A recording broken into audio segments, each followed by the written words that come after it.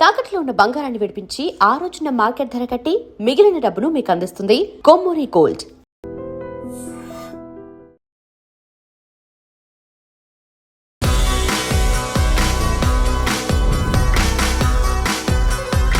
ఐడ్రీమ్ ప్రేక్షకులకు నమస్కారం. ధర్మ వర్సెస్ కర్మ కార్యక్రమానికి స్వాగతం. ఈ ధర్మ వర్సెస్ కర్మ కార్యక్రమాన్ని మీరు చాలా ఆదరిస్తున్నారు. అందుకు చాలా ధన్యవాదాలు. లాస్ట్ టైం నేను చెప్పడం జరిగింది, మీకు కర్మకి సంబంధించి ఏమైనా డౌట్స్ ఉంటే కింద కమెంట్స్ రూపంలో మెన్షన్ చేయాలని. ఆ క్వశ్చన్స్ నేను డాక్టర్ హరిత గుగినేనిని అడుగుతానని మీకు చెప్పడం జరిగింది. అదేవిధంగా చాలామంది ప్రేక్షకులు వాళ్ళకున్న డౌట్స్ని కింద కమెంట్ రూపంలో మెన్షన్ చేశారు. అవన్నీ క్వశ్చన్స్ కూడా నేను అడగబోతూ ఉన్నాను. మనతో త్రివణ గురుపీఠం హీలింగ్ కర్మ గైడింగ్ సోల్ వ్యవస్థాపకురాలు డాక్టర్ హరిత గోగినేని గారు ఉన్నారు. మాట్లాడదాం. నమస్తే అమ్మ. నమస్తే శ్రీ. సో చాలా ఆదరిస్తూ ఉన్నారండి ఈ ప్రోగ్రామ్ని. మీరు చెప్పిన కర్మ గురించి మీరు ఏవైతే విషయాలు చెప్తూ ఉన్నారో చాలామంది ఇంట్రెస్టింగ్గా ఉన్నారు అండ్ తెలుసుకోవాలనుకుంటున్నారు. కొన్ని కమెంట్స్ రూపంలో మెన్షన్ చేశారు, అవి నేను మిమ్మల్ని అడుగుతాను. నవ్య హస్బెండ్ వేరే అమ్మాయితో అఫైర్ పెట్టుకొని భార్యని నెగ్లెక్ట్ చేస్తున్నారట. సో ఏంటి కర్మ, ఎందుకు ఇట్లా అని?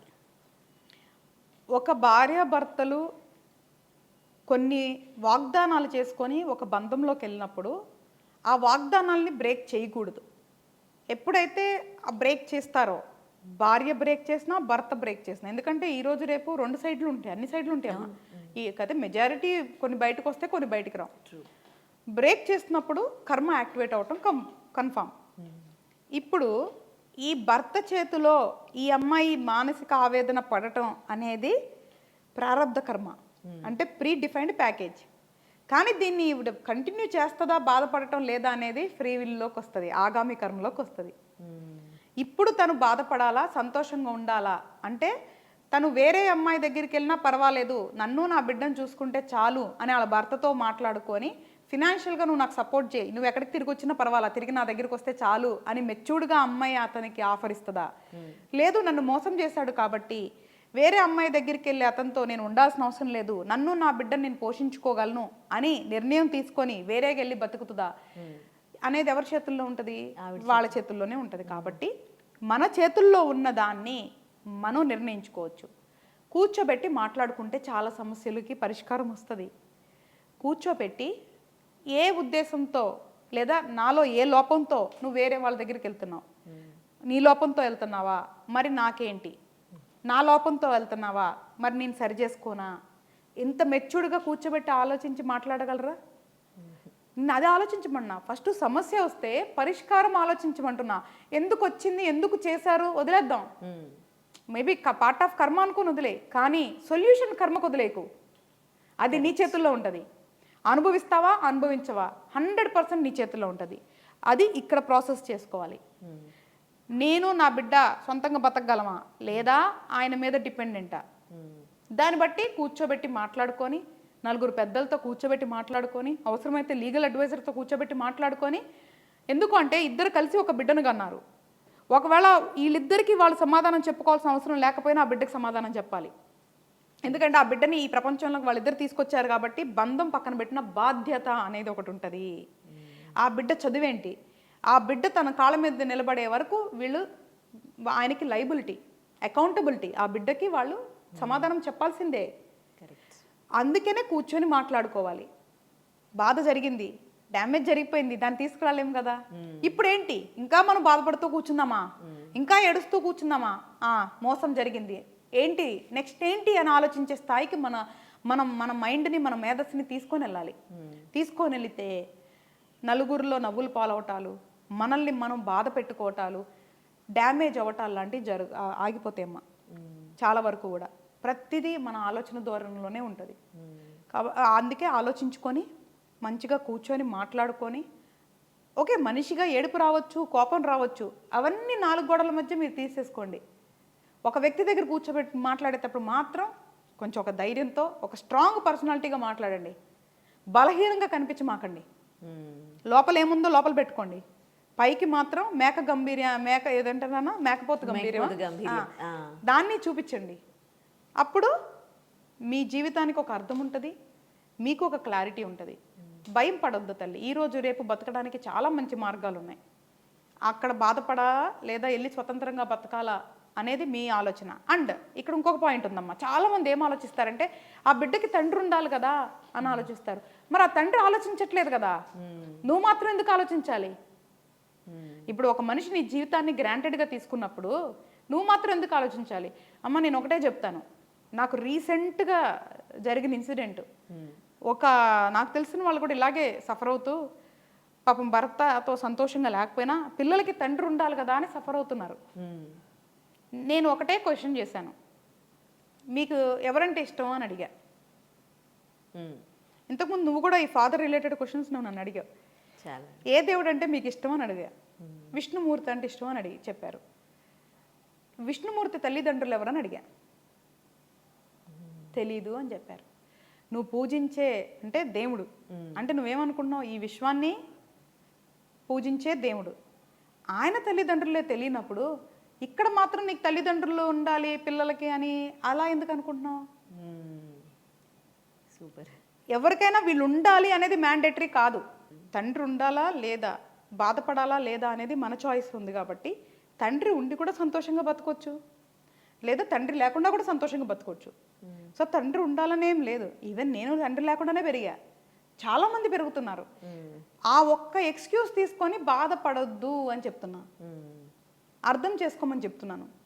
ఈ మూర్ఖపు ఆలోచన నుంచి బయటకు వద్దాం. తండ్రి ఉండాలి, తల్లి ఉండాలి, అక్క ఉండాలి, చెల్లి ఉండాలి, అన్న ఉండాలి, అయ్యి ఉండాలి, మొగుడు ఉండాలి, పిల్ల ఉండాలి, ఇదంతా కాదు. ఆత్మ ఏంటి అనే చూడు. ఈ శరీరం, మైండ్, ఈ కాన్సెప్ట్ నుంచి మనం బయటికి రావాలి. వస్తే మనం హ్యాపీగా ఉంటాం. నేను చెప్పేదంతా మన సంతోషం కోసం, నేను ఎవరి సంతోషం గురించి చెప్పట్లేదు తల్లి. ఎవరైతే ఇది అర్థం చేసుకుంటారో వాళ్ళు సంతోషంగా ఉంటారు. ఏది నీ చుట్టూతో జరిగేది ఏది నేను బాధించదు. నేను ఆ స్థాయికి వెళ్దామంటున్నా. నేనేమి అందరినీ వదిలేసి లేదంటే అన్ని బాధ్యతల నుంచి బంధాల నుంచి వదిలేసి వెళ్ళమంటలా. అర్థం చేసుకొని బాధపడని స్థితికి మనం రావాలి అంటే ముందు అర్థం చేసుకోవాలి కదా. సో నేనేం చెప్తున్నానంటే సబ్జెక్ట్ని అర్థం చేసుకోమని చెప్తున్నా. నాకు సబ్జెక్ట్ అర్థమైంది. ఇది నా క్వశ్చన్. ఇప్పుడు భర్త మోసం చేసినప్పుడు ఆయనకి బుద్ధి చెప్పాల్సిన బాధ్యత భార్యది ఉంటుంది కదా, కర్మకి వదిలేసేయమనంటారా? మనం ఎవరు తల్లి, మనం ఎవరు బుద్ధి చెప్పడానికి, ఇంకోటి చెప్పడానికి మనం ఎవరు? నేనేమంటానంటే ఇక్కడ ఒక చిన్న క్లాస్ ఉంది, 2 క్లాసులు నేను చెప్తా. ఒకటి, ఒక మనిషి ఇప్పుడు నన్ను మోసం చేశాడు. ఆ మనిషిని చూస్ చేసుకుంది నేనా, నా తల్లిదండ్రులు అయి ఉంటారు. Either arranged marriage or love marriage ఉండేగా, ఇంకేముంటే. నేను చూస్ చేసుకున్నానంటే అంటే నా కార్మిక్ లెసన్ని, అంటే నా కర్మ, నాకు ఏదైతే గుణపాఠం నేర్పించాలో నేనే చూస్ చేసుకున్నా. ఒకవేళ నా తల్లిదండ్రులు చూస్ చేస్తున్న మ్యాటర్ అదే. అంటే నేను ఆ మనిషి ద్వారా మోసపోయి ఆ బాధని నేను అనుభవించాలి అనేది నా కార్మిక్ లెసన్. ఇక్కడ నుంచి నేనేం నేర్చుకుంటాను అనే దాని మీద నా ఆలోచన పెట్టినప్పుడు నా జీవితం బాగుంటుంది. ఇప్పుడు ఆయన ఏం చేయాలి అని ఆలోచించినప్పుడు నా జీవితం వెనక్కి వెళ్తుంది కదా. నేను ముందుకెళ్ళమని చెప్తున్నా. కరెక్ట్. ఎందుకు అలాంటి వాళ్ళ మీద మీరు సమయం వెచ్చించాలి? నీ విలువైన మీ యొక్క అనుభూతిని ఎందుకు ఆ మనిషి మీద వెచ్చించాలి? ఇంకా ఓకే, యాక్సెప్ట్ చేస్తే మంచిదే కదా. ఎందుకు మనకి రివెంజ్ మోడ్స్ అంటున్నా. ఇప్పుడు వాళ్ళు చేసిన దానికి మనం అనుభవించాం, బాగానే ఉంది కదా, కూర్చోబెట్టి మాట్లాడు. మారితే అవకాశం ఇవ్వు, లేదు అంటే వదిలేసి నీ పని నువ్వు చూసుకో. ఇది ఒక మెథడాలజీ. ఇక్కడ ఇంకొకటి ఉంది తల్లి. ఇప్పుడు నిన్ను మోసం చేసిన వ్యక్తి 10 మందిని మోసం చేస్తున్నాడు అనుకో, అప్పుడు కొంచెం మన మానవ ధర్మం ప్రకారం వాళ్ళకి లెసన్ నేర్పించాలి. కానీ ఎలా నేర్పిస్తావు? చట్టరీత్యానే నేర్పించాలి. మళ్ళీ చట్టాన్ని మన చేతుల్లోకి తీసుకోకూడదు, ధర్మాన్ని, కర్మని మన చేతుల్లోకి తీసుకోకూడదు. మరి ఆ స్థాయికి మన ఆలోచన స్థితిని మనమే కదా తీసుకెళ్ళాలి. అది నీకు టైం వేస్ట్ కాదు, నీకు ఆత్మసంతృప్తి వస్తుంది. అరే నేను ఒక్క దాన్నే కాదు, సమాజంలో ఇట్లాంటి వాళ్ళ వల్ల కొంతమంది బాధపడుతున్నారు అన్నప్పుడు అప్పుడు నువ్వు వెళ్ళి ఏదన్నా చిన్న ఎవరితోన్నా మాట్లాడి చెప్పి దానికి ఏదైనా పరిష్కారం చేయటం నువ్వు సామాజిక బాధ్యత అనుకుంటే తప్పకుండా చేయొచ్చు. అందుకే 2 డిఫరెంట్ కేసుల కింద చెప్పా. ఓన్లీ ఇది మన వరకే జరిగింది. అబ్బాయి అసలు ఎవరిని బాధ పెట్టలే, మనల్నే బాధ పెట్టాడు. సరే కూర్చొని మళ్ళీ అవకాశం ఇద్దామా లేదా, 2 ఇంకెక్కువ లేవు దాంట్లో. ఎందుకు అనేది జరిగిపోయింది, ఇంకా డ్యామేజ్ ఈజ్ హ్యాపెండ్, అది తిరిగి రాదు. మళ్ళీ డ్యామేజ్ చేసుకుంటావా లేదా నీ చేతుల్లో ఉంది కదా, ఇదెందుకు ఆలోచించాలని అడుగుతున్నా నేను. ఇప్పుడు ఈ క్షణం నీ చేతుల్లో ఉంది, మరుక్షణం నీ చేతుల్లో ఉంది. దీని గురించి ఆలోచించు. గడిచిపోయిన క్షణం నీ చేతుల్లో లేదు. కరెక్ట్. దాని గురించి బాధపడతావా అంటే ఈ క్షణాన్ని నువ్వు చంపేశావు, మరుక్షణాన్ని చంపేస్తున్నావు. ఎలాగో గడిచిన క్షణం నీ చేతుల్లో లేదు, కానీ ఈ క్షణం నెక్స్ట్ మరుక్షణం అయితే ఉంది కదా. అదే ఆగామి కర్మ, ఫ్రీ విల్. ఓకే. దాన్ని నువ్వు మంచిగా ఆలోచించి నిర్ణయం తీసుకో. ఒక రోజు తీసుకో, 2 రోజులు తీసుకో, ప్రాసెస్ చేయంటున్నా నేను. ఇమ్మీడియట్గా అంటే తాత్కాలికంగా అంటే సడన్ డెసిషన్స్ తీసుకోవద్దు, ఆవేశపూరిత నిర్ణయాలు తీసుకోవద్దు. Out of emotional don't take decisions. ఆలోచించు ఆలోచించు ఆలోచించు. ఇంకోటి కూడా చెప్తున్నాను తల్లి, ఇప్పుడు నువ్వు చెప్పిన దాంట్లో చాలా సినారియోలు ఉండొచ్చు. నేను వేగ్గా చెప్తున్నా ఈ సినారియోస్ ఆన్సర్స్. ఎగ్జాక్ట్ నాకు తెలియదు కదా. ఇప్పుడు అబ్బాయి ఎందుకు అమ్మాయిని అలా చేశాడని నాకు తెలియదు కాబట్టి నేను కమెంట్ చేయట్లా. పాసిబిలిటీ ఆఫ్ ఈ మ్యాట్రిక్స్లో ఏమేమి ఉన్నాయో అవి చెప్తున్నా నేను. ఇప్పుడు ఆ అబ్బాయి నిన్ను చాలా బాగా చూసుకున్నాడు, ఒక్క తప్పు చేశాడు, చూసుకుంది ఇక్కడ ఉంది, తప్పు ఇక్కడ ఉందనుకో, క్షమించవచ్చు కదా, అవకాశం ఇవ్వచ్చు కదా. ఒకవేళ నిన్ను చూసుకుంది ఇక్కడ ఉండి తప్పు ఇక్కడ ఉందనుకో, అప్పుడు ఆలోచించమంటున్నా. సో ఈ రెండు ఈక్వల్గా ఉన్నాయి అనుకో, స్టిల్ నువ్వు మళ్ళీ తీసుకోవచ్చు ఛాన్స్. సో ఇలాగ చూసుకోమన్నా. నాన్న మనిషి అనేవాళ్ళు ఎవరైనా తప్పులు చేస్తారు, సహజ గుణం. సరే ఈ అబ్బాయి తప్పు చేశాడు లేదు ఈ అమ్మాయి తప్పు చేశాడు అని మనం వదిలేస్తే మళ్ళీ నువ్వు ఒకళ్ళనైతే నీ లైఫ్లో ఉండాలనుకుంటావు కదా, వాళ్ళు తప్పులు చేయరని గ్యారంటీ ఉందా? అట్లీస్ట్ వీళ్ళ దాంట్లో మనం ప్రయత్నిద్దామంటున్నా. ప్రయత్నించిన తర్వాత నీకు రేపు రిగ్రెట్స్ ఉండవు కదా. కరెక్ట్. నేను అదే చెప్తున్నా, తప్పు జరిగింది ఒక బంధంలో అంటే కూర్చొని మాట్లాడుకోండి. అవకాశం తీసుకోవాలా ఇవ్వాలా లేదా ఆలోచించండి. దాన్ని బట్టి ప్రయాణాన్ని నిర్ణయించుకోండి. ఇక్కడ ఈ బంధాన్ని ముగించే ముందు మీకు ఎటువంటి రిగ్రెట్స్ లేకుండా ఆ బంధాన్ని ముగించండి. మళ్ళీ ఇందులో ఉన్న చెడు అనుభూతుల్ని మళ్ళీ నెక్స్ట్ దాంట్లోకి తీసుకెళ్ళమాకండి. ప్రతి బంధం వేరు, ప్రతి అనుభవం వేరు. వీటన్నిటిని మ్యాప్ చేసి మళ్ళీ ఇప్పుడు ఏం చేస్తారో తెలుసా తల్లి, చాలా కామన్ మిస్టేక్ ఏంటంటే సహజంగా అందరు చేసే తప్పేంటో తెలుసా, ఆ బంధంలోకి వెళ్ళగానే వాడు అలాగే చేశాడు, నువ్వు అలాగే చేస్తున్నావు అంటే ఏంటంటే you are welcoming the negative energy. ఏదైతే చెడు ఉందో వెల్కమింగ్ చేస్తున్నావు. ఇలా అయిపోయింది కదా, నా నెక్స్ట్ కూడా అలా అయిపోతుందేమో మేనిఫెస్ట్ చేస్తున్నావు. నువ్వు ఏదైతే అనుకుంటావో విశ్వంలోకి నువ్వు ఏదైతే పంపిస్తావో అదే తిరిగి వస్తుంది. కాబట్టి చెడు ఆలోచనలు మనం ఎందుకు నాటాలి? నీకు ఎప్పుడేమని చెప్తా, నువ్వు యాపిల్ విత్తనం వేస్తే యాపిలే వస్తుంది. కరెక్ట్. ఇప్పుడు ఇది ఇలాగా నా కర్మానుసారమో లేదో ఏదో ఒక రకంగా ఇది నాకు అయిపోయింది, ఇది ఒక చెడు అనుభవం, కానీ నాకు చాలా మంచి అనుభవం వస్తుంది, వచ్చే మనిషి చాలా మంచి మనిషి వస్తాడు, వచ్చే బంధం చాలా బాగుంటుంది అని అనుకోవచ్చు కదా. Okay. That is what manifesting అంటే పాజిటివ్ థింకింగ్. అంటే అలా ఆలోచించుకొని ముందుకు వెళ్ళటం వల్ల మనకి మెంటల్ పీస్ ఉంటుంది. ఇంకోటి, భార్యాభర్తల బంధంలోకి ఇంకొక వ్యక్తి రావడం జరుగుతుంది. హస్బెండ్కో ఎవరితో ఎఫ్ఐఆర్ అయినా కానీ, వైఫ్కి ఇంకెవరితోనైనా కానీ, వాళ్ళు కొంచెం కూడా గిల్ట్ ఫీలింగ్ ఉండదు అండ్ వచ్చి పెత్తనాలు చెలాయిస్తూ ఉంటారు. వాళ్ళకి ఎలాంటి కర్మ ఉండదా? ఎందుకు ఉండదు తల్లి? ఇక్కడ ప్రతి ఒక్కరికి ఇండివిజువల్ కర్మ ఉంటుందమ్మా. నేను అదే చెప్తున్నా. ఇప్పుడు నువ్వు చెప్పిన 3 ట్రయాంగిల్ స్టోరీ ఇది. భార్య, భర్త, మిడిల్. ఓకే, ఈ భార్యని మోసం చేసిన భర్త కర్మ భర్తకు ఉంటుంది. ఈ భర్త వల్ల అనుభవించాల్సిన కర్మ ఈవిడ అనుభవించేసింది, ప్రారంధ కర్మ అయిపోయింది ప్యాకేజ్. ఇప్పుడు ఈ భార్యను మోసం చేసి ఈయన ఆగామి కర్మ అంటే ఫ్యూచర్ కర్మని చేసుకున్నాడు. ఈ అమ్మాయి వీళ్ళకి భార్యాభర్తలు వాళ్ళు ఒక బంధం ఉంది, వాళ్ళకి పిల్లలు ఉన్నారు అయినా అని తెలిసి వచ్చి ఈ సంసారాన్ని ఏదైతే డిస్టర్బ్ చేసిందో ఈవిడ ఆగామి కర్మలోకి వెళ్ళిపోయింది. ఫ్యూచర్ మళ్ళీ బ్యాడ్ కర్మని తెచ్చుకుంది. వీళ్ళు ఇన్ టైం ఎప్పుడు అనుభవించాలి ఏంటనేది కాలం నిర్ణయిస్తుంది. కానీ వీళ్ళ గురించి కాదు మనం ఆలోచించాల్సింది, ఈయన గురించి ఆలోచించాలి. మన బంగారం మంచిదైతే వేరే వాళ్ళు అంటాం ఎందుకు? ఎవరైతే మన కుటుంబంలో ఆ మనిషి సరైనోడైతే వేరే వాళ్ళకి అవకాశం రాదు కదా. సో నేనేమంటాను, వేరే వాళ్ళని బ్లేమ్ చేయటం మానేద్దాం. వాళ్ళు మందు పెట్టారు, మాయ చేశారు, ఇవే నువ్వు కామన్ వర్డ్స్ వింటావు బయట. మందు పెట్టారు, మాయ చేశారు, ఓకే వాళ్ళు చేశారు కరెక్టే. మరి నువ్వు బాగానే ఉన్నావే, నీకు మందు పెట్టి మాయ చేసేవాళ్ళు లేరా? నువ్వు భర్త బిడ్డలు అనుకుని నువ్వు బాగానే ఉన్నావు కదా. కానీ ఈ మనిషి మారాడంటే అర్థం ఏంటి? ఈ మనిషిలో లోపం ఉంది. ఇతనే గనక ఖచ్చితమైన వ్యక్తి అయితే మందులు మాయలు ఏం చేస్తున్నాను ఒక మనిషిని? బంధానికి కట్టుబడి లేడు కాబట్టి ఆయన తప్పు చేశాడు. సో వాళ్ళు అక్కడ బలహీనంగా ఉండబట్టి వాళ్ళు ఏదైతే బంధానికి ఏదైతే మాట ఇచ్చారో అది తప్పారు కాబట్టి తప్పు చేశారు. అక్కడతో అయిపోయింది, మొదలైపోయింది వాళ్ళ కర్మ అనేది. ఇక్కడ వీళ్ళు 3వ వ్యక్తి గురించి అసలు మనం ఆలోచించకూడదు. బట్ కానీ నువ్వు అడిగిన ప్రశ్న ప్రకారం అయితే వాళ్ళు కూడా అనుభవిస్తారమ్మా. అందుకే నేనేం చెప్తా, భార్యాభర్తలు అంటే ఒక సంసారం ఉన్న వాళ్ళకి వెళ్ళమాకండి. బయట బోళ్ళంతమంది సింగిల్స్ ఉన్నారు, మీ లైఫ్ మీరు హ్యాపీగా ఎంజాయ్ చేయండి, వద్దు పెళ్ళైన జోలికి వెళ్ళొద్దు అని చెప్తా. ఎందుకంటే అది చాలా చెడు కర్మ. వాళ్ళు అనుకుంటారు కానీ చాలా చెడు కర్మ. కాబట్టి ఎవ్రీ ఇండివిజువల్కి మంచి చెడు అనేది ప్రతి ఇండివిజువల్కి అప్లికేబుల్ అవుతుంది. సో ఆ లూప్లోంచి బయటికి రావాలి అంటే మనలో అవేర్నెస్ పెరగాలి, మన ఆలోచనలు స్వచ్ఛంగా ఉండాలి. అప్పుడే మన మనసు స్వచ్ఛంగా ఉంటుంది, మనం చేసే పనులు స్వచ్ఛంగా ఉంటాయి. మంచి మెసేజ్ చెప్పారు. ఇంకొకరు జగన్మోహన్ అట, వాట్ ఈజ్ మాయా? మాయ గురించి ఎక్స్ప్లెయిన్ చేస్తారా? మాయ అనే పదంలోనే ఉంది ఇల్యూజన్. అంటే అది ఒక ఊహకి సంబంధించింది. ఏదైతే నిజం కాదో అదే మాయ.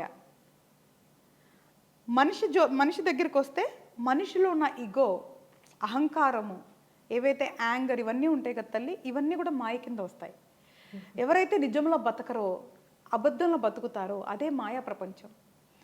ఎవరైతే సెల్ఫ్ రియలైజేషన్ అయిపోతారో, ఇది నేను కాదు, ఈ శరీరం నాది కాదు, ఆత్మనే నేనే పరమాత్మని అని అనుకుంటారో, వాళ్ళకి మాయ ఏదైతే ఈ ఛాయలు ఉంటాయో ఆల్మోస్ట్ తొలగిపోయినట్లే. తొలగనంత వరకు నేను, నా శరీరం, నా కుటుంబం, నా డబ్బు, నా వస్తువులు, ఇదే మాయ. ఏదైతే అది నీది కాదో, అది నీదే అనుకుంటావో అదే మాయ. ఏదైతే నీదో, నీ ఆత్మ, బ్రహ్మం అని మనం అనుకుంటామో అది నిజం. ఈ నిజానికి అబద్ధానికి మధ్య ఉన్న లేయరే మాయ. మనం 99% అందరు బతికేది మాయలోనే. ఓకే. ఇంకొక గుడిపల్లి ఐడితో వచ్చింది. వాళ్ళ హస్బెండ్ దగ్గర ఎవరో డబ్బులు తీసుకున్నారు, ఆ తర్వాత వాళ్ళ హస్బెండ్ చనిపోయారు, ఇప్పుడు వాళ్ళు డబ్బులు ఇవ్వట్లేదు. సో ఆవిడ కొంచెం ఆవేదనతో ఈ టెక్స్ట్ పెట్టింది, ఏంటి తన కర్మ ఇలా ఎందుకుంది అని. అమ్మ, అది మనం అలా జరగటం, భర్తను కోల్పోవటం కానీ, నీ ఎవరైతే వాళ్ళ బిడ్డలు తన్ని చూడకపోవటం కానీ, వీళ్ళు డబ్బులు అవ్వకపోవటం కానీ, అదంతా ఏదైతే ఆవిడ అనుభవించిందో అది ప్రారంధ కర్మ. కానీ జరిగిపోయింది కదా తల్లి. ఇప్పుడు ఇక మీదట ఏం జరగాలి అనేది మాత్రం ఆవిడ చేతిలో ఉంటుంది. ఆవిడ ప్రయత్నం చేసినా వాళ్ళు ఇవ్వట్లేదు అంటే కొంచెం సమయం పట్టొచ్చమ్మా. కొన్ని మనకి వెంటనే అవ్వదు. ఇప్పుడు ఫ్రీ విల్లో ఆవిడ ఏం డెసిషన్ తీసుకుంది, ప్రయత్నిద్దాము, తెచ్చుకుందాము మంచిగా అని నిర్ణయం తీసుకుంది. వాళ్ళ గురించి ప్రయత్నిస్తున్నారు కానీ వాళ్ళు ఇవ్వట్లేదు. అది చెడు కర్మ. అక్కడ చెడు కర్మ పోగు చేసుకుంటున్నారు. ఈవిడ ఫ్యూచర్ అంటే ఇప్పుడు ఈవిడ ఫ్రీ విల్లో ఏదైతే ఆగామి కర్మ ఉందో, ప్రయత్నించటం తప్పు కాదు కానీ బాధపడద్దు. ప్రయత్నించండి కానీ బాధపడద్దు. ఎలాగా రాబట్టుకోవాలి అనేది కూర్చొని, అంటే ఎప్పుడు నేనైతే తల్లి మన మైండ్లో ఈ స్ట్రెస్ఫుల్ థాట్స్ ప్రాసెస్ ఉండదు. అంటే ఈ బాధాకరం, అంటే బాధ ఉంటుంది చూసావా, ఈ బాధ అనేదాన్ని పక్కన పెట్టండి. అప్పుడు ఆలోచనలు బెటర్గా వస్తాయి. ఈ బాధతో ఆలోచించినప్పుడు మన ఆలోచనలు సరిగ్గా ఉండవు. ప్రాక్టికల్గా థింకింగ్ చేయాలి. మనం ఆలోచించాల్సింది ఏంటి, మన డబ్బులు వేరే వాళ్ళు తీసుకున్నారు, మనం తెచ్చుకోవాలి, ఏం చేయాలి, ఇది ప్రాక్టికల్ థింకింగ్. దాన్ని ఎవరు కలిస్తే, ఎవరితో మాట్లాడి, ఎవరితో ఫోన్ చేపిస్తే వాళ్ళు ఇస్తారా, లేదా లీగల్గా ప్రొసీడ్ అయితే ఇస్తారా, లేదా నేనే అడిగితే ఇస్తారా, వాళ్ళ ఇంటికి వెళ్ళి కూర్చుందామా, ఏం చేద్దాము అనేది ప్రాక్టికల్గా ఆలోచించాలి. అయ్యో వాళ్ళు ఇవ్వట్లేదే, అయ్యో నా డబ్బే వాళ్ళు ఇవ్వట్లేదే, ఇలాగ బాధపడినప్పుడు ఏం చేయాలి అనే ఆలోచన రాదు. ఈరోజు రేపు చాలా సులువైన మార్గాలు ఉన్నాయి నిజంగా చేయాలనుకుంటే. ఇప్పుడు మన సొంత ప్రయత్నం చేశారు కదా, పద్ధతిగా అడిగారు కదా, రాలేదు కదా, మన ఎవరైతే ఆ ఏరియాలో పంచాయతీ లెవెల్ నుంచి ఎమ్మెల్యే లెవెల్ వరకు చాలామంది ఉంటారు. వెళ్ళి వాళ్ళకు ఒక అర్జీ పెట్టుకొని ఇది నా పరిస్థితి అంటే, ఈరోజు ఇలా ఇబ్బంది పడే వాళ్ళకి మ్యాక్సిమం కూడా చాలామంది సహాయమే చేస్తారు. నోటి మాటే కదా, వెళ్ళి వాళ్ళకి చెప్పి ఇప్పించటమో ఏదో ఒకటి చేస్తారు. లేదా పోలీస్ వాళ్ళ దగ్గరికి వెళ్ళినా వాళ్ళు, నిజాయితీ పోలీసులు ఎవరైతే ఉన్నారో వాళ్ళు సహాయం చేస్తారు. ఏం జరిగింది అనేది కర్మ అనేది వదిలేసేద్దాం. జరిగింది కర్మే ఉండొచ్చు కానీ ఇప్పుడు మాత్రం అది మీ చేతుల్లో ఉంటుంది. దయచేసి ఇప్పుడు జరగబోయేదాన్ని కర్మకు వదిలేమాకండి. అర్థం చేసుకోమంటున్నా సబ్జెక్టు. మనం ప్రయత్నించడం మన బాధ్యత, దాన్ని కర్మకు వదిలేయద్దు. కాబట్టి ఏ మార్గాల్లో వెళ్తే వాళ్ళకి వస్తుంది అనేది కొంచెం కూర్చొని చక్కగా రాసుకొని అవి ఫాలో అవ్వండమ్మా. మీ ధనం మీరు తెచ్చుకోండి. ప్రయత్నిస్తే జరగదంటూ ఏది ఉండదు. ఒక్క సమయం మాత్రమే దానికి తేడా, ఈ రోజు రేపు, అంతే. ఓకే. ఇంకొక క్వశ్చన్, కొంతమంది సడన్గా చనిపోతూ ఉంటారు ప్రమాదాల్లో. కొంతమంది భార్యాభర్తల బంధాలు కూడా సడన్గా వాళ్ళు సపరేట్ అయిపోవడం జరుగుతుంది. ఇది కర్మ ప్రకారమే జరుగుతుందా? కర్మ వల్లే వాళ్ళు ఇట్లా సడన్ డెత్ కావడము, ప్రమాదాల్లో చనిపోవడం అనేది జరుగుతుందా? కర్మకి దీనికి ఏమైనా సంబంధం ఉందా? అంతే కదా తల్లి. అంటే కర్మ అనేది రిజల్ట్స్ అని చెప్పాను కదా తల్లి. దానివల్ల నీ జీవితం ఎలా నడవాలనేది నీ జాతక చక్రం నిర్ణయిస్తుంది. ఎప్పుడైతే జాతక చక్రం నిర్దేశించబడిందో కర్మపాట అయిపోయింది. ఇంకా అర్థమైంది తల్లి నేను చెప్తున్నాను. కర్మ, ఈ ప్రారంధ కర్మ అంటే ఈ జన్మలో నువ్వేం అనిపించాలి అనేది రాసి నీ జాతక చక్రం క్రియేట్ అయిపోయిందో కర్మ పని అయిపోయింది. ఇప్పుడు జాతక చక్రం తిరుగుతూ ఉంటుంది. దాంట్లో నీకు యాక్షన్ అండ్ రియాక్షన్స్ అవుతూ ఉంటాయి. ఇప్పుడు ఎంతవరకు నువ్వు బతకాలి అనేది ముందే నిర్ణయించుకున్నప్పుడు సడన్ డెత్ అని ఎట్లా అంటావమ్మా? సో ఒక మనిషి ఇంతే బతకాలని ఎక్కడుంది అసలు? ఎందుకు ఉంటుంది? ఎవరు రాశారు? మనకి తలరాతలో ఉంటది అని అంటారు కదా. నేను అదే అన్నా, కాదే అది సడన్ డెత్ అని ఎందుకు అంటున్నారన్నా? అంటే ఒక రోజు బతకాలా, 2 రోజులు బతకాలా, వారం బతకాలా, సంవత్సరం బతకాలా, 100 సంవత్సరాలు బతకాలా? ఎవరు నిర్ణయిస్తున్నారు? ఎవరి ఆత్మకు సంబంధించి ఎవరికి ఎంతవరకు ఉండాలో అంతవరకే ఉంటుంది. వాళ్ళకి భూమి మీద నూకలు అంతవరకే ఉన్నాయి కాబట్టి అంతవరకు వెళ్ళిపోయారు. అది సడన్ అవ్వదు కాదు, అదంతా ప్రీ ప్లాన్డే. మనకి సడన్, ఎందుకంటే మనం ఆ బంధాల్లో కొట్టుమిట్టాడతాం కాబట్టి మనకి సడను. సో ఆ డ్యూరేషన్ అనేది డజంట్ మ్యాటర్. ఎవరి తలరాత ప్రకారం ఎవరు ఎంతవరకు ఉండాలి, ఎవరు ఎలా ఉండాలనేది నిర్దేశించబడింది. అది మనం అర్థం చేసుకొని అంగీకరించాం కాబట్టి ఇబ్బంది పడుతూ ఉంటారు. అది బాధాకరమే, ఎవరికైనా బాధాకరమే. కాకపోతే we have to move on. అది అర్థం చేసుకొని ఓకే ఈ ఆత్మకి ఇంతవరకే, మళ్ళీ ఆత్మ మళ్ళీ పుట్టొచ్చు కదా, కాకపోతే వేరే చోట. మనకు అంతవరకే బంధాలు ఉంటాయి కాబట్టి పుట్టి చనిపోవడం అనేది ఒక పార్ట్ ఆఫ్ మన సోల్ ప్రాసెస్. అంటే ఆత్మకు సంబంధించిన ప్రయాణంలో అదొక పార్ట్ తల్లి. అంతెందుకు నువ్వు చూస్తే గొప్ప గొప్ప సిద్ధులు యోగులు అంతా కూడా షార్ట్ లివ్డే. గౌతమ్ బుద్ధ ఏ వయసులో చనిపోయారు? అంత మనకి బ్రూస్లీ ఎంత గొప్ప వ్యక్తి, అసలు మైండ్ అనాలిసిస్ కానీ ఆయనది కానీ ఎంత గొప్పది అంటే, ఆయన సహజ మరణం అవ్వచ్చు అవ్వకపోవచ్చు అది వేరే కథ. ఎంత చిన్న వయసులో చనిపోయారు మరి. అంతే. వీటికి మనకి మన దగ్గర ఎప్పుడు ఉండదు. అది ఎంతవరకు ఉండాలో అంతవరకే. అందుకే అలాంటివి చూసి చాలా మంది ఏమంటారంటే పాపి చిరాయు అంటుంటారు. మంచి వాళ్ళు తొందరగా వెళ్ళిపోతుంటారు, పాపాత్మలు అట్లా ఉంటారు అని. సో ఒక మనిషి ఎంతవరకు జీవించాలనేది విధి నిర్ణయం అమ్మా. అది మనం ప్రశ్నించలేము, ప్రశ్నించే అర్హత మన దగ్గర లేదు అని నేను అనుకుంటున్నా. రెండోది అగైన్ బంధాలు అంటే కూడా అదే చెప్తున్నా. ఎంత కార్మిక్ బంధాలు ఉంటాయి తల్లి, మనకి జీవితానికి సంబంధించిన బంధాలు ఉంటాయి. కార్మిక్ బంధాలు వచ్చి వెళ్ళిపోయాయి, జీవితానికి సంబంధించింది నువ్వు బతికినంత వరకు ఉండేవి. ఆ తల్లిదండ్రులు ఉండొచ్చు, భార్య భర్తలు ఉండొచ్చు, పిల్లలు అయి ఉండొచ్చు. అది నీ కర్మానుసారం నిర్దేశించబడిద్ది, దాని ప్రకారమే జరుగుతూ ఉంటుంది. అది డెఫినెట్గా పార్ట్ ఆఫ్ యువర్ కర్మ. Okay, next question. సంపద ఎస్టేట్స్ వాళ్ళు పేరెంట్స్ చేసిన మిస్టేక్స్ పిల్లలకు వస్తాయా? ఒకవేళ అంటే వైఫ్ చేసిన మిస్టేక్స్ హస్బెండ్కి తాకుతుందా? హస్బెండ్ ఏమైనా తప్పు చేస్తే వైఫ్కి వర్తిస్తుందా? ఇది టిపికల్ క్వశ్చన్ అమ్మా. మనం చాలాసార్లు పేరెంట్స్ మిస్టేక్స్ పిల్లలకి అనేది మనం మాట్లాడుతుంటాం కదా. ఇక్కడ ఒక చిన్న క్లారిటీ ఇస్తా. యాక్చువల్ పెద్ద సబ్జెక్టే, సింపుల్గా మాట్లాడుకుందాం. ప్రతి యాక్షన్కి రియాక్షన్ ఉంటుంది కదా, కాన్సిక్వెన్సెస్ ఉంటాయి. అర్థమైందా తల్లి? కాన్సిక్వెన్సెస్ అంటే దాని చుట్టీత జరిగే పరివర్తన. ఇప్పుడు ఒక తాగుబోతు తండ్రి, వ్యసనాలకు అలవాటు పడిన తండ్రి, వేరే వేరే అలవాట్లున్న తండ్రి, ఆ కుటుంబం ఎలా ఉంటుంది? దినదినం యమగండంలాగా ఉంటుంది. తాగి వచ్చి ఇష్టం వచ్చినట్టు మాట్లాడచ్చు, అబ్యూస్ చేయొచ్చు, సంపాదన అనేది ఉండదు, వాళ్ళ బతుకు నడుస్తానికి కష్టమై ఉండొచ్చు. అలాంటి తండ్రి అప్పుడు తాగుతున్నాడు, వాళ్ళు అబ్యూస్ చేస్తున్నాడు కదా, దానివల్ల వచ్చే రిజల్ట్స్ ఆయనే అనుభవిస్తాడు, నువ్వు అనుభవించవు. కానీ అలాంటి తండ్రికి పుట్టాలి అనేది విధి. అలాంటి కుటుంబంలో పుట్టే అంటే ప్రారంధ కర్మ. ఈ జన్మలో నువ్వు అది అనుభవించాలి అని డిసైడ్ అయిపోయి ఆ కుటుంబంలో నువ్వు పడి ఆ తాగుబోతు తండ్రి పెట్టే ఒక మానసిక ఇది అంతా నువ్వు అనుభవించాలి, ఫిజికల్గా అంతా అనుభవించాలి అనేది విధి రాసేసి ఉంది ఆల్రెడీ.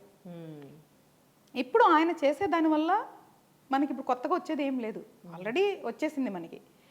దాని తర్వాత ఇప్పుడు అక్కడ మానసిక క్షోభ పడతావా లేదా అది అర్థం చేసుకొని తాగొచ్చి అరుచుకున్నాడులే అని నీ పని నువ్వు చేసుకుంటావా అనేది ఆ మనిషి మీద ఆధారపడి ఉంటుంది.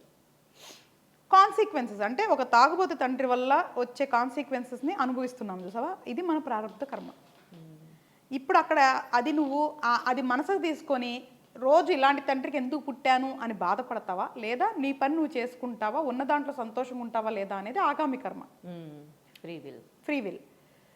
ఈ మనిషి ఇలాగా బాధ పెడుతూ ఉంటారు కదా, వేరే వాళ్ళని బాధ పెడుతూ ఉంటారు కదా. మనం జాతకంలో పితృదోషం, సర్పదోషాలు, కాలసర్పదోషాలు ఇట్లా కొన్ని చెప్తాం. అంటే హెరిడిటీ అని మనం కొన్ని చెప్పబడినవి ఉన్నాయమ్మా, అవి కనిపిస్తాయి నీకు చార్ట్స్లో. వంశపారంపర్యంగా వచ్చే హెరిడిటీ అంటే ఇవి రిఫ్లెక్షన్ తల్లి.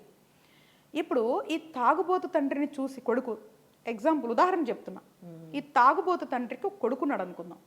ఈ తాగుబోతు తండ్రిని రోజు చూసి ఈ కొడుకు చి ఇలాగా మాత్రం నేను తాగి బతకూడదు అనుకోవటం ఆయన ఫ్రీ విల్లే కదా. ఇలాగే బతుకుదాం అనుకోవడం కూడా ఆయన ఫ్రీ విల్లే కదా.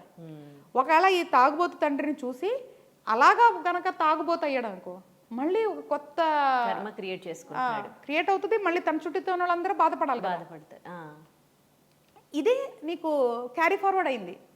లేదు ఈయన చెడున్నా మనం మంచిగా బతకాలి అనుకొని ఎప్పుడైతే వీళ్ళు ఫ్రీ విల్లో దాన్ని బ్రేక్ చేసి బతుకుతారో అక్కడ హెరిడిటీ అనేది లేదు, ఇంకా బ్రేక్ అయిపోయింది. సో నెక్స్ట్ జనరేషన్లో నీకు అట్లాంటి దోషాలు కంటిన్యూ అవ్వదు. అందుకనే మనం చేసే ప్రతి ఒక్క దానికి ఫలితాలు ఉంటాయి కాబట్టి పూర్తి సెన్సెస్తో మన జీవితం బాగుంచుకోవడమే కాకుండా మన కుటుంబంలో ఉన్న వాళ్ళందరికీ మన వల్ల చెడు రాకుండా చూసుకొని నెక్స్ట్ తరాలకి ఆస్తులు కాదు ఇవ్వాల్సింది, మంచి నడవడికి ఇవ్వండి, మంచి కర్మనివ్వండి. అప్పుడు జీవితాలు మారుతాయి కదా. ఆస్తి ఏముంది, మన సరైనోడు కాకపోతే నీకు వారం రోజుల్లో కూడా వదిలేసేయచ్చు. అదే బుద్ధినిస్తే జీవితాంతం ఉంటుంది. మనం మంచిగా బతికి మనం నెక్స్ట్ వాళ్ళకు కూడా మంచిగా ఇవ్వాలి. ఒక తల్లిదండ్రులు అనే పెద్ద సబ్జెక్టు, ఈ హెరిడిటీ అనే సబ్జెక్టు చెప్పా కదా తల్లి, వాళ్ళని చూసి నేర్చుకొని ఇది అవ్వచ్చు కాబట్టి క్యారీ ఫార్వర్డ్ అయ్యేదానికి ఛాన్స్ ఉంటుంది. ఒక భార్య చేసిన తప్పు భర్తకి వెళ్ళదు చెడు కర్మ, ఒక భర్త చేసిన చెడు కర్మ భార్యకి వెళ్ళదు. ఎవరిది వాళ్ళు ఇండివిజువల్గా అనుభవించాల్సిందే. కానీ ఇప్పుడు నేను భార్య, నువ్వు భర్త, నువ్వు తప్పు చేయటం వల్ల నాకు బాధపడే విషయం ఉందనుకో, అది నా ప్రారంభ కర్మ, నేను అనుభవిస్తున్నా. కానీ నువ్వు చేసిన తప్పుకి మళ్ళీ ఆగామి కర్మ నువ్వే అనుభవించాలి భర్తగా. నాకు సంబంధం లేదు అది. నేను అందులో పాలు పంచుకుంటే నాకు కూడా వస్తుంది. ఇప్పుడు మన ఇంట్లో డబ్బులు లేదు కదా, నేను వెళ్ళి దొంగతనం చేసుకొస్తాను నాకు చెప్పకుండా నువ్వు వెళ్ళి దొంగతనం చేసుకొచ్చి కుటుంబాన్ని పోషిస్తున్నావు, నాకు తెలీదు. నువ్వు వెళ్ళి దొంగతనం చేసుకొస్తున్నావు నాకు తెలీదు, నాకేం సంబంధం లేదు కదా. నువ్వు నాకు చెప్పి అరే వాళ్ళ ఇంట్లో దొంగతనం చేసుకొస్తాను మనం తిని మంచిగా బతకొచ్చు అంటే సరేనండి చేసుకురా అని పంపించాను అనుకో, క్రైమ్ ఇన్ పార్ట్నర్స్, అప్పుడు షేర్ అవుతుంది కర్మ. ఇంత సింపుల్ లాజిక్ తల్లి. నాకు తెలియకుండా నువ్వేం చేసినా అది నీకే. ఒకవేళ మన ఇద్దరం కలిసి చేస్తామంటే ఇండివిజువల్గా ఇద్దరికి వస్తుంది. అది భార్య అవ్వచ్చు, ఫ్రెండ్ అవ్వచ్చు, ఇంకొకరు కూడా అవ్వచ్చు, సంబంధం లేదు, బంధానికి సంబంధం లేదు. నేచర్ లాని బ్రేక్ చేస్తున్నావా, అధర్మమైన పనులు చేస్తున్నావా అన్నప్పుడు కర్మ యాక్టివేట్ అయిపోతుంది. అసలు మీకు బంధం కూడా అవసరం లేదు దానికి. అదే ఫిజికల్గా మెంటల్గా బాధ పెట్టేది కర్మ రిలేటెడ్ అయినా ఇందాక మీరు చెప్పింది.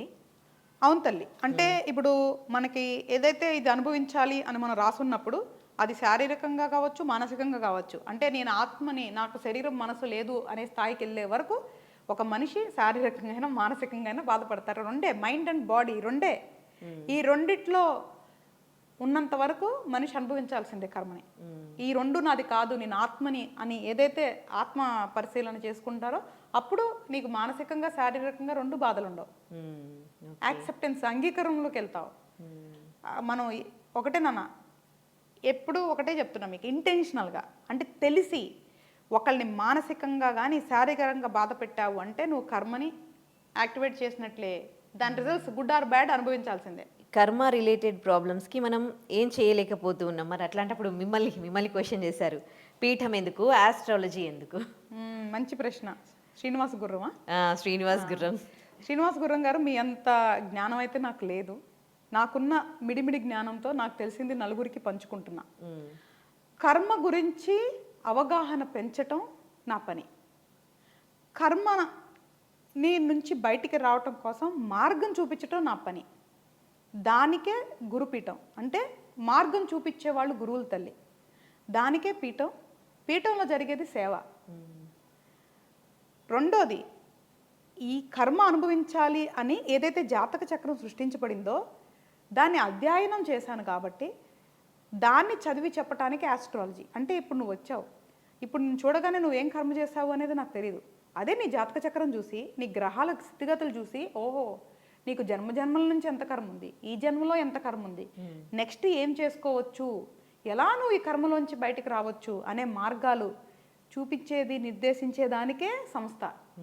నేను నీకు మార్గం చూపించేదాన్ని.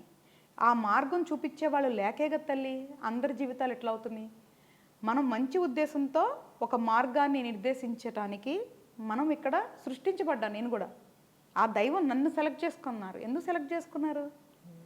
నా ఆత్మకి ఈ పని ఈ జన్మలో అప్పచెప్పారు, ఆ పని నేను చేస్తున్నా. ఒక రకంగా చెప్పాలంటే తల్లి, నువ్వు చేసే పని ప్రశ్నించే అధికారం ఈ ప్రపంచంలో ఎవరికీ లేదు, చెడు చేయనంత వరకు. కరెక్ట్. ఇప్పుడు మనకి తోచింది మనం చేస్తున్నాం. కర్మ గురించి అర్థం చేసుకోవటం అంత సింపుల్ కాదు.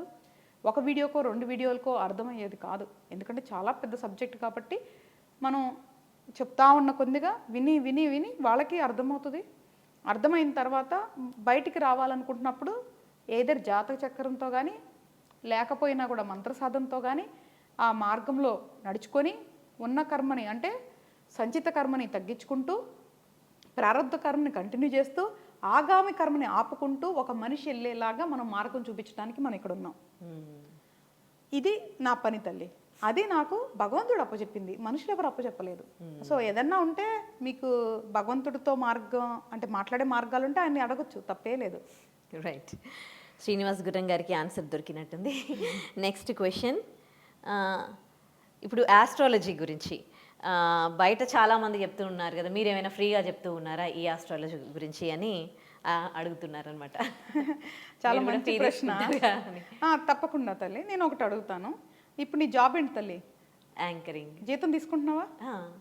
ఆ అబ్బాయి జాబ్ ఏంటి నాన్న? Camera person. తీసుకుంటున్నాడుగా తన సమయానికి, తన యొక్క ఏమంటారు దాన్ని, ప్రావీణ్యానికి. ప్రావీణ్యం అంటే ఏంటి తల్లి? స్కిల్.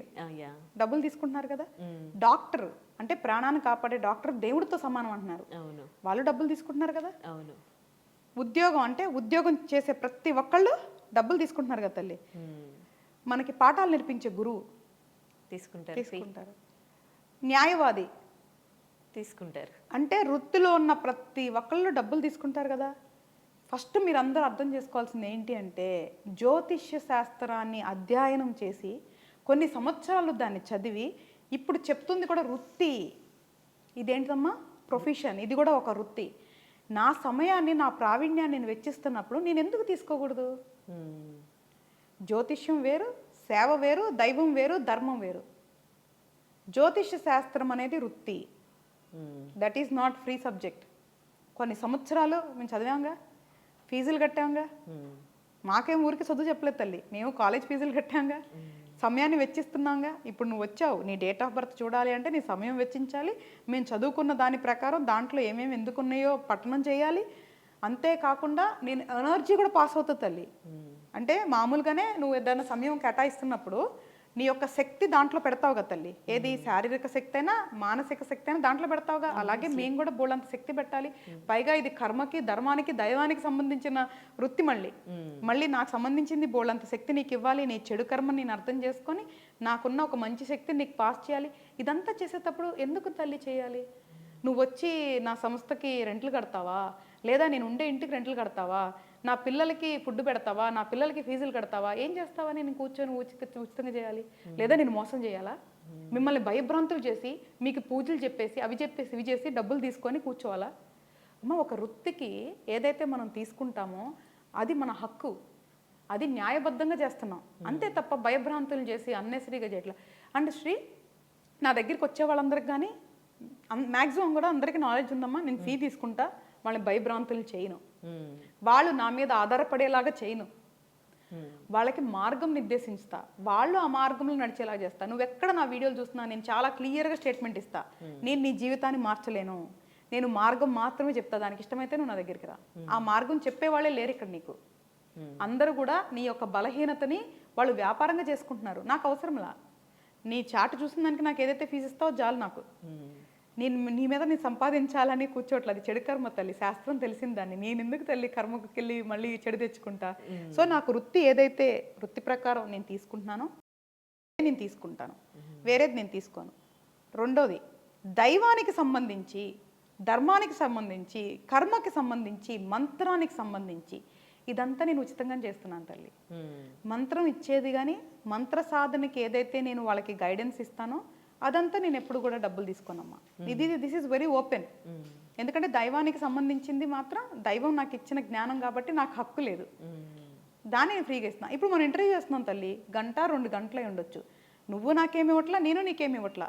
ఇది వినే వాళ్ళకే కదా మనం ఉచితంగా ఇస్తున్నాం మన జ్ఞానాన్ని. అంటే ఏదైతే భగవంతుడు నాకు ఇచ్చాడో ఆ జ్ఞానాన్ని నేను ఉచితంగా ఇస్తున్నాగా. దీని వరకు ఓకే. కానీ మన వృత్తికి సంబంధించింది ఏదైతే ఉందో అది మనం న్యాయబద్ధంగా తీసుకోవచ్చు. ఒక్కొక్కరికి ఒక్కొక్క ఫీజులు ఉంటాయి, ఓపెన్గా ఉండాలి అంతే తప్ప. ఇప్పుడు 500 అని చెప్పి ఉంటారు తల్లి, 100 అంటారు, ఫ్రీగా అంటారు, వచ్చిన తర్వాత నేను భయపెట్టేస్తారు, పూజలని డబ్బులు తీసుకుంటారు. అట్లా వద్దు. ఏదైతే మనం జాతక చక్రం చూస్తామో దాంట్లో సమస్యలు ఏముంటాయో దాని గురించి మాట్లాడుకొని మార్గం నిర్దేశిస్తాం. ఇంతవరకు ఒక జ్యోతిష్కులు చేసే పని. అంతకు మించమ్మ జ్యోతిష్య శాస్త్రంలో ఏం చేసేది ఉండదు. ఎలాగ డాక్టర్ దగ్గరికి వెళ్ళినప్పుడు నిన్ను కొన్ని టెస్టులు చేసి ఈ సమస్య ఉంది, ఈ మందులు వేసుకో అని ఎట్లా చెప్తారో మనం కూడా అంతే. తల్లి నీ జాతక చక్ర ప్రకారం మేము నమ్మే ఆ శాస్త్రం ప్రకారం ఏమి సమస్యలు గ్రహాలు ఉన్నాయి, ఏం చేసుకోవాలి అనేది మాత్రమే నిర్దేశిస్తాం, అంతవరకే. ఇంకోటి ఏంటంటే ఇలాంటి విషయాలు చెప్తూ ఉన్నప్పుడు అంటే చాలా ఎక్స్పీరియన్స్ కావాలి. సో ఇలాంటి విషయాలు కొంచెం ఏజ్లో పెద్దవాళ్ళే చెప్తూ ఉంటారు, ఈ జ్యోతిష్యం కానీ ఇది కానీ. సో వాళ్ళవైతే నమ్మకంగా వింటారు. అండ్ వినేవాళ్ళు కూడా అంటే తనకి ఏం వయసు ఉందని ఇవన్నీ చెప్పడానికి అని అంటారు. అంటే వయసుకి లోకజ్ఞానానికి, మనకి లోకజ్ఞానం ఎంతవరకు ఉంది అని ఆలోచించారు, లోకజ్ఞానానికి వయసుకి ముడి పెడతారు. సో ఆ విధంగా మిమ్మల్ని కూడా అంటే మీరు ఏజ్లో కొంచెం చిన్నవాళ్ళు కానీ చాలా పెద్ద పెద్ద విషయాలు చెప్తూ ఉంటారు. మిమ్మల్ని ఎవరైనా అడిగితే ఇలాంటి క్వశ్చన్ మీరేం చెప్తారు? తల్లి చాలామంది చిన్నదాన్న పెద్దదానాన్ని పక్కన పెడితే నేను చెప్పే వాటికి ప్రభావితం అవుతున్నారు, మారాలనుకుంటున్నారు. చూసావా, అది నాకు ఎక్కువ సాటిస్ఫాక్షన్ ఇస్తుంది. అది దానివల్లే నేను ఇప్పటికీ కూడా బ్రేక్ చేయకుండా ఇవి మనం కంటిన్యూ చేయాలి. ఇంకా నా చేతనైనంత మనం విస్తరించి ఒక 10 మంది కాస్త 100 మంది, 100 మంది, 1000 మంది అలా వేలలో లక్షల్లో మనం ప్రభావితం చేయాలి అనేది మన ముఖ్య ఉద్దేశం. ఇంకా వయసు అంటావా, నేను 13 ఏళ్ళకి అన్నీ చూసేసాను. నా తప్పు కాదు కదా. అంటే దైవ నిర్ణయం అది. ఇప్పుడు నువ్వు చెప్పావు ఇందాక వివేకానంద కానీ, గౌతమ్ బుద్ధుడు కానీ, వీళ్ళు గొప్ప గొప్ప వాళ్ళందరూ చిన్న వయసులోనే కదా తల్లి అంతా నేర్చుకుంది. వయసు అయిపోయిన తర్వాత చెప్తానికి అప్పుడు కూడా ఇంకోలాగా ఉంటారు తల్లి. రిటైర్మెంట్ అయిపోయి ఇప్పుడు ఖాళీగా ఉండి చెప్తున్నానని కూడా అనుకోవచ్చు. ఎప్పుడు ఏ పని ఎలా చేయాలో విధి నిర్ణయం తల్లి. అనుభవానికి వయసుకి సంబంధం లేదు అని నేను నమ్ముతా. చాలా మంది కూడా నమ్ముతారు, మెజారిటీ పీపుల్ నమ్ముతారు. వయసు అనేది డజంట్ మ్యాటర్, అనుభవమే మ్యాటర్. ఇప్పుడు ఇదేదైతే మనం నేర్చుకున్నామో, నేను అర్లీగా నేర్చుకున్నాను, అర్లీగా చెప్పడం స్టార్ట్ చేశాను. సో నేను ఈ భూమి మీద ఉన్నంత వరకు ఎంత ప్రభావితం చేయగలిగితే అంత ప్రభావితం చేస్తాము. ఇంకా చాలా మంచి పనులు చేస్తాము. అదే తప్ప వేరే ఇందులో ఏం లేదు. బట్ కానీ నువ్వు అన్నది వాస్తవమే. బట్ నన్ను నమ్మి వచ్చిన వాళ్ళకే నేను బాధ్యురాలని. నమ్మిన వాళ్ళకి ఎట్లాగో మనం బాధ్యత లేదు. బట్ నన్ను నమ్మిన వచ్చిన వాళ్ళకి మాత్రం నేను చాలా బాధ్యతగా ఉంటాను రా. Right, thank you so much హరిత గారు. ఆల్మోస్ట్ అన్ని కమెంట్స్కి కూడా మనము రిప్లై చేసాము. అండ్ చాలా చాలా హ్యాపీగా అనిపించింది. అంటే మీరు ఏంటంటే మీరు చెప్పే ఆన్సర్స్ సోల్ని చాలా హ్యాపీగా ఉంచుకోవాలి, ఒకరిని బాధించకుండా మనకు నచ్చినట్టుగా మనం హ్యాపీగా బతకాలి అని చెప్తూ ఉంటారు. చాలా మంచి విషయాలు తెలియజేశారు. Thank you.